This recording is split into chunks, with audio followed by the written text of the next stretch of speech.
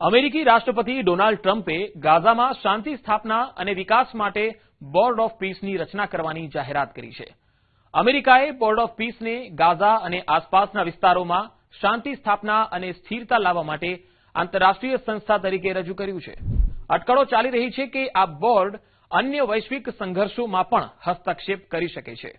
હાલમાં બોર્ડને ગાઝામાં વિકાસ માટે શાસનની દેખરેખ અને આર્થિક મદદનું કાર્ય સોંપવામાં આવ્યું છે.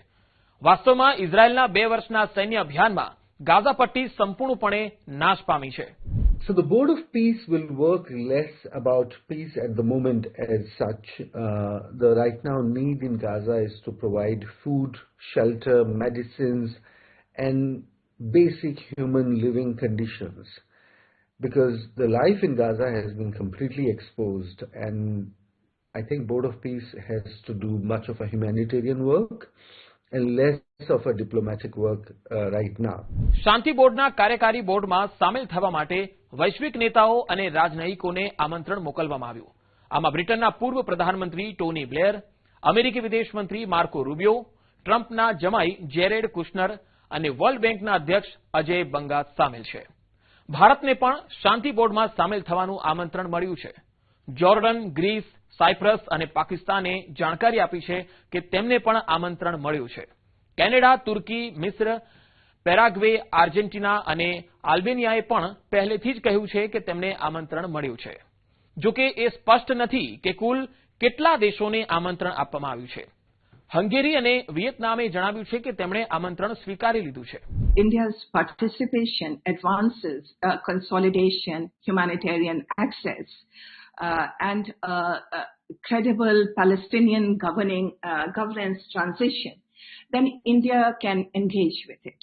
Definitely, because that is part of India's foreign policy towards the Palestinian issue. ટ્રમ્પે રવિવારે પ્રધાનમંત્રી મોદીને પત્ર લખીને તેમને બોર્ડમાં સામેલ થવાનું આમંત્રણ આપ્યું હતું. આ પત્રને ભારતમાં અમેરિકી રાજદૂત સર્જિયો ગોરે સોશિયલ મીડિયા પર શેર કર્યો હતો. અમેરિકી રાષ્ટ્રપતિ ડોનાલ્ડ ટ્રમ્પે ગાઝામાં શાંતિ સ્થાપના અને વિકાસ માટે બોર્ડ ઓફ પીસની રચના કરવાની જાહેરાત કરી છે. અમેરિકાએ બોર્ડ ઓફ પીસને ગાઝા અને આસપાસના વિસ્તારોમાં શાંતિ સ્થાપના અને સ્થિરતા લાવવા માટે આંતરરાષ્ટ્રીય સંસ્થા તરીકે રજૂ કર્યું છે. અટકળો ચાલી રહી છે કે આ બોર્ડ અન્ય વૈશ્વિક સંઘર્ષોમાં પણ હસ્તક્ષેપ કરી શકે છે. હાલમાં બોર્ડને ગાઝામાં વિકાસ માટે શાસનની દેખરેખ અને આર્થિક મદદનું કાર્ય સોંપવામાં આવ્યું છે. વાસ્તવમાં ઇઝરાયેલના 2 વર્ષના સૈન્ય અભિયાનમાં ગાઝા પટ્ટી સંપૂર્ણપણે નાશ પામી છે. So the Board of Peace will work less about peace at the moment as such.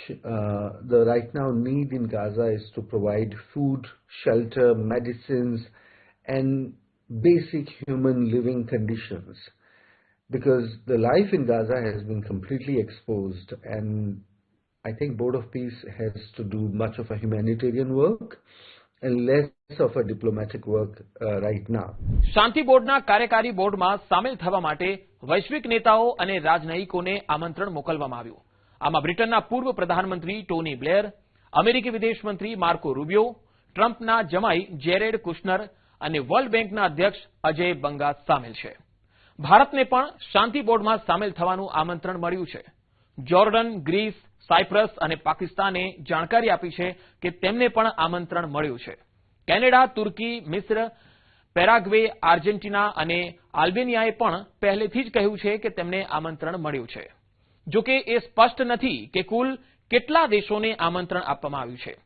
Hungary અને વિયેતનામે જણાવ્યું છે કે તેમણે આમંત્રણ સ્વીકારી લીધું છે. India's participation advances consolidation, humanitarian access, and credible Palestinian governance transition, then India can engage with it.